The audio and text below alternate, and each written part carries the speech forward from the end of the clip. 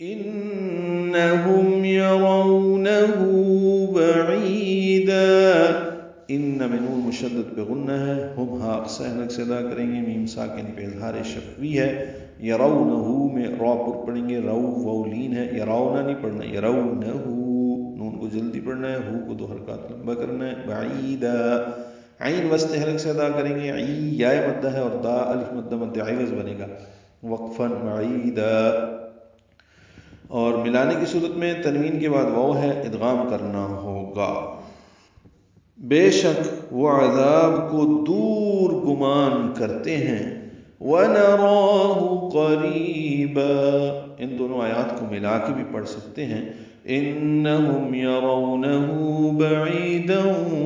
وَنَرَاهُ قَرِيبًا. واو ہونٹ کی نا تمام گلائی سے ادا کریں گے، نون کو جلدی پڑھیں گے، را پر پڑھیں گے، وَنَرَاهُ، را کھڑا زبر ہے یعنی الف، اور اس کے بعد ایک یا کا نشان بنا ہوا تھا، یہ یا ہے لیکن وہ نہیں پڑھیں گے، ہا کو ملا کے لکھ دیا گیا ہے، ہا کو جلدی اور معروف پڑھیں گے، قریبہ میں قوف پر پڑھیں گے، را باریک ہے، ری یا مد ہے، دو حرکات لمبا ہے، اور با مد عوض مد اصلی بنے گی، دو حرکات لمبا کریں گے، وقفن، دو زبروں پہ وقف کرتے ہیں تو الف مدہ مد عوض بن جاتی ہے. ملانے کی صورت میں آگے یا ہے، ادغام کرنا ہوگا، اور ہم اسے قریب دیکھ رہے ہیں.